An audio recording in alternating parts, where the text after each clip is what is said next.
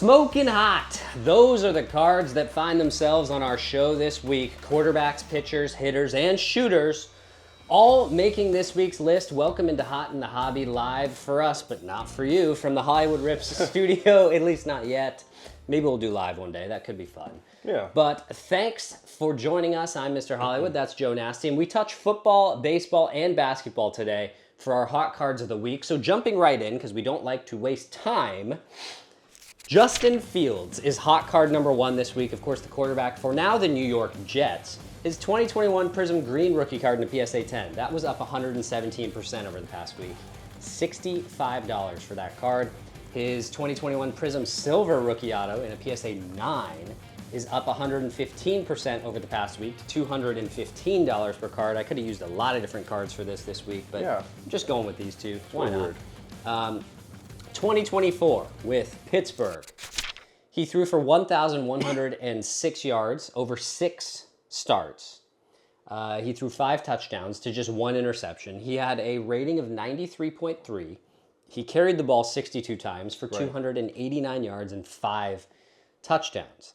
He went 4-2 as the starter, primarily backing up Russell Wilson, of course, and just signed a 2-year, $40 million contract with the New York Jets. In his career, Justin Fields has thrown for 45 touchdowns and 31 picks.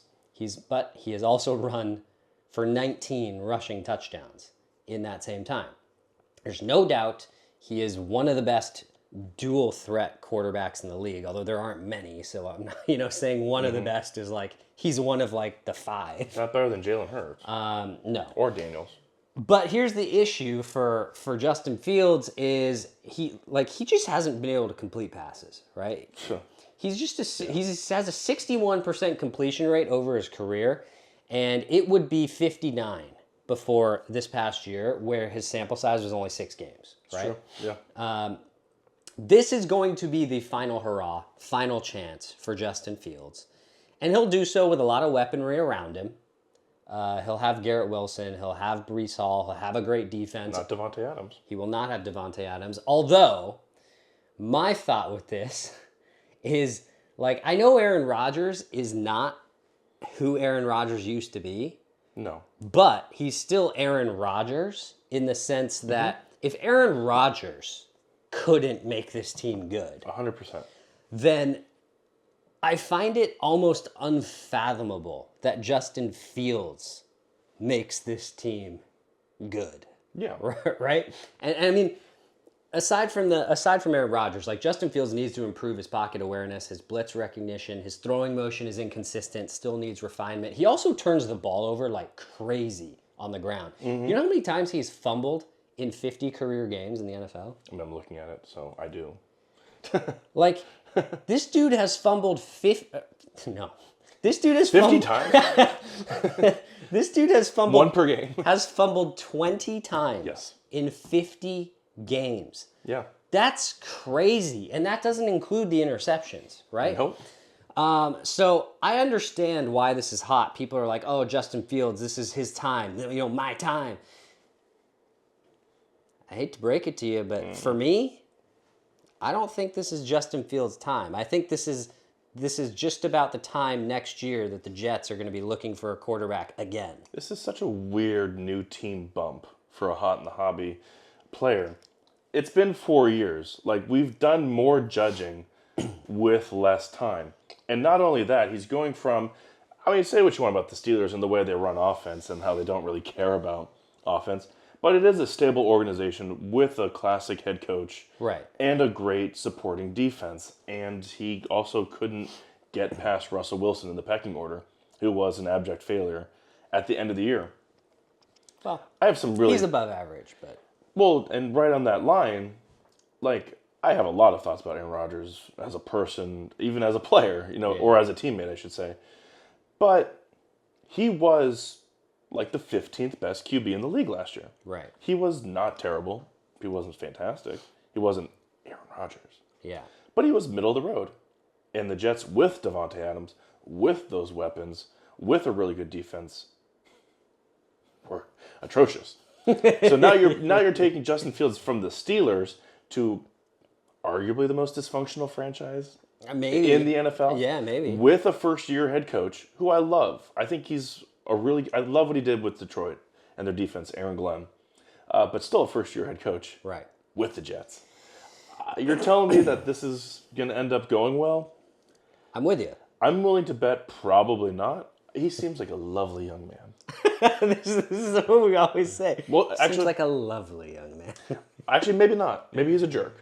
But Yeah, who knows? 2 years, so $20 million a year for Justin Fields doesn't seem like the wisest way to spend your cash.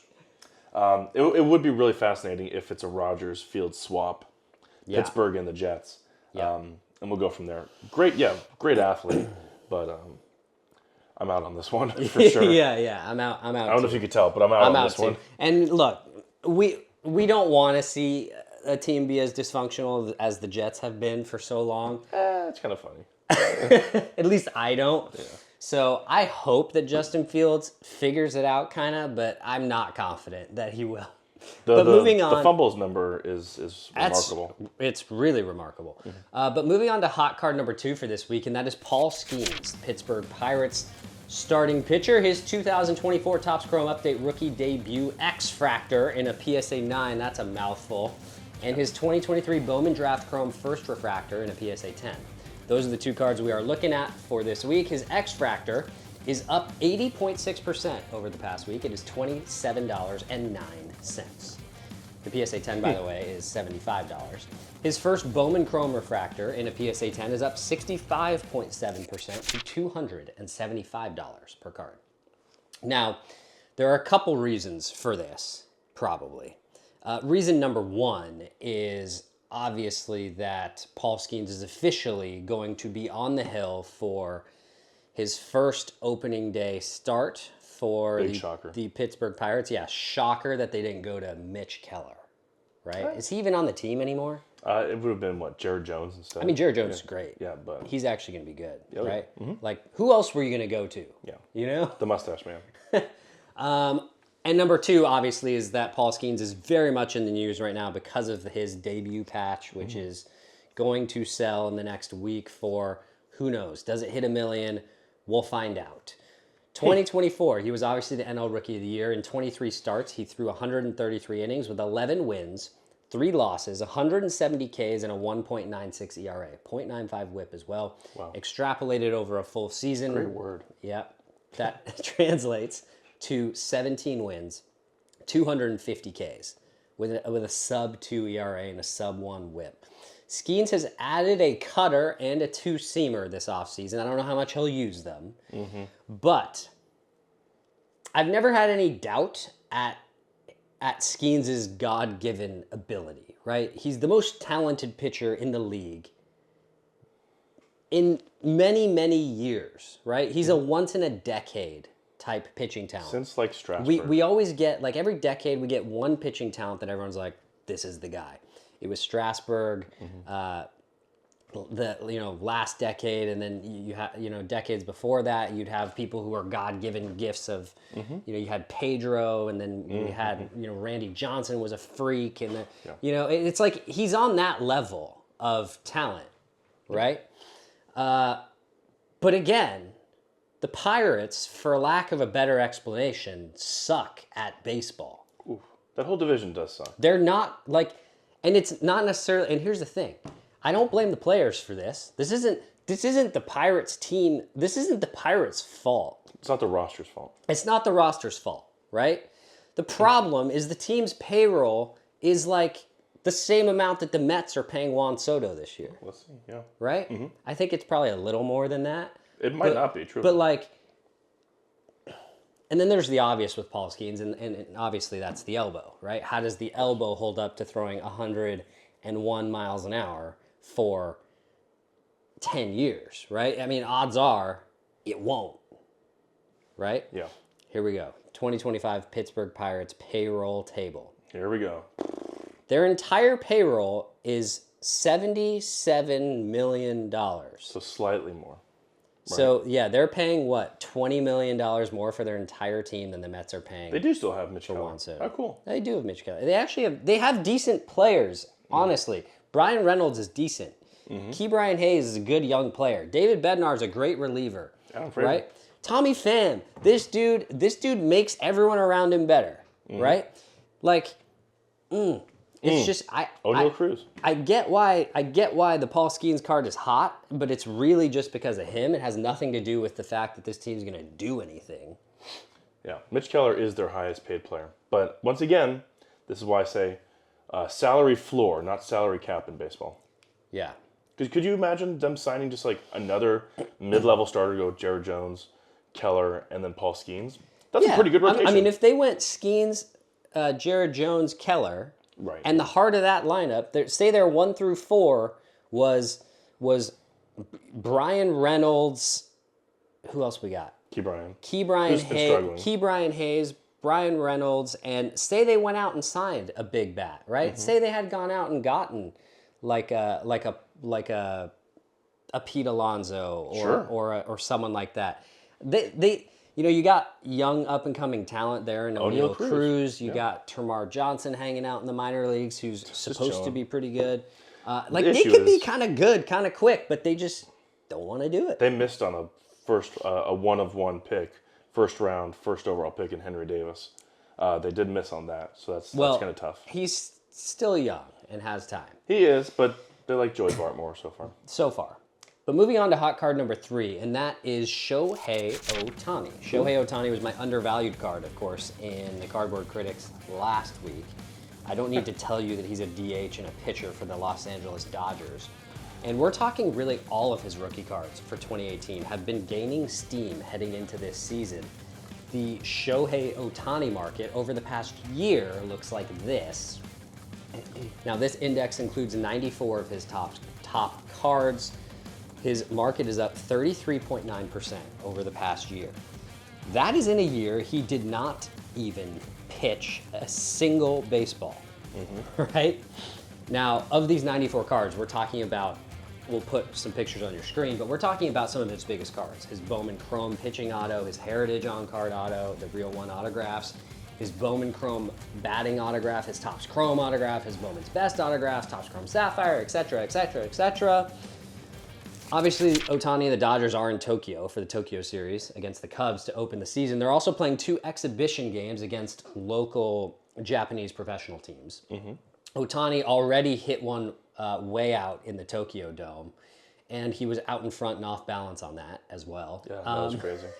By the time this episode airs for you guys, both Tokyo Series games will be in the books, actually, I think. Yeah. Yeah, I think they'll both be in the books, so we'll see what happens.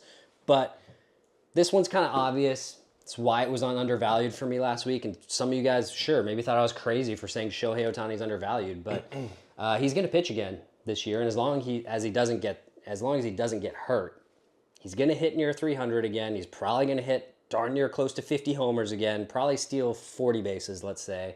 I don't think he's going to be as wild on the base paths. And the Dodgers have potentially the greatest pitching staff of all time. So yeah, I think Ohtani cards should be hot because they're going to get even hotter when he comes back to the mound. Yeah, this is definitely time to do it because they are about to start playing again, and he's about to do something crazy. Always does. The biggest worry is, he is one bad slide away, as we saw. He is the body not recovering well to pitching again, and he is also perhaps a little subject to, yes, he's been homering in spring training, but that's just 2 or 3, right? Yeah. The swing being affected by that shoulder injury back in October. All yet to be determined. I would still say odds are he'll do remarkable stuff. Yeah. Still get in now before later. Yeah, I'm with you on it. That's why it was on undervalued cards of the week last week. But moving on to our last hot card of the week, and that is Nikola Jokic, of course, the center for the Denver Nuggets. His 2015 Prism base rookie card in the PSA 9 and his Prism silver rookie card in the PSA 9. The base was up 14.3% this week to $260. PSA 10 is like $850. The silver PSA 9 is up 10% to $988 this week. The PSA 10 is like $3,800. Jokic in 2025 has been insane. 29 points, 12.8 rebounds, 10.3 assists, 57% shooting, 1.8 steals, 42% from downtown, and 80% from the line. He recorded the first ever 20-20-20 game in NBA history the other week. It was actually a 30-20-20 game in that overtime win over Phoenix. Wow. He had 31 points, 21 rebounds, 22 assists, and 3 steals. There's not much more to say about Nikola Jokic. If we're talking pure stats, there is no player on planet Earth that even comes close on paper. Do you think people are just bored? Like, MVP he's doing wise? crazy things and they're just bored of him being great? Well, that's what it comes down to, right? Because, like, look, SGA is probably going to win MVP this year, Probably. right? Probably. He probably will. But if we're talking stats, like, it's not close. No. Like, I mean, and this is the thing. People, this is how the hobby works. The younger you are, the more excited people are about you, right? If you start doing this over and over, where people become accustomed to it, it loses its luster a little bit. Yeah. It becomes more standard. The prices tend to hang back, right? And I think we're kind of seeing that with Jokic a little bit, because I'm telling, if someone else was doing this, that was way sexier, younger, right? He appeals to me. He appeals to me too. I love his sense of humor. I love like the dry humor, the personality, the kind of the standoff. I think it's hysterical. Yeah, he hates basketball. I actually really think it's hysterical. Yeah. But like if Luka did this, or if Ant did this, or if Wemby did this. Oh my God. Right? Or Zion. Like people were going crazy for Zion, John, LaMelo. Yeah. Right? If they did this, these cards would be like double what they are for Jokic. Yeah, double. Right? He's probably the most gifted big man in NBA history in terms of offensive well-roundedness. Yes. Right? Offensive well-roundedness. Sure. I can't speak to his defense a whole lot, but Nikola Jokic, I mean, what is there to say? Right? I love Jokic. I mean, I think people are just bored. And look, I also love how much he hates basketball, but is still amazing at it. Yeah. Should we all have the same disdain for what we do, but be so amazing at it? I think it's inspirational, if anything. I just think, like you said, he just rolls out there. He's a little flabby. People just can't appreciate what they're saying. And it's not dunks and it's not high flying. It's passes over his head and like the shot that he winds back and flips up there. Like there's nothing hot about it. I love it, but he just puts up numbers we've never seen before. And I just think people can't fathom that he's having a better career than, say, like Kevin Garnett or like that's what it is. Because if he wins 3 or 4 MVPs, then he's got more MVPs than like Duncan and Garnett and those guys. And I don't know if he'll get more titles. He's going to have them in position to do it. And so I think can't count them out. Yeah. I just think people can't really comprehend what we're dealing with here. Yeah, I'm with you. I'm with you on that one. So if you're investing in Jokic cards, I really don't see an issue with it. No. But that'll wrap things up for us on this week's episode of Hot in the Hobby. Hope you enjoyed this week's show. If you did, don't forget to like, comment, and subscribe down below. Hit that notification bell too, so you know when the next episode goes live. So until next time, I'm Mr. Hollywood, that's Joe Nasty, and we'll see you tomorrow for our Invest Cards of the Week. It's the Cardboard Critics podcast coming to you in just 24 hours. So until then, Mr. Hollywood and Joe Nasty out.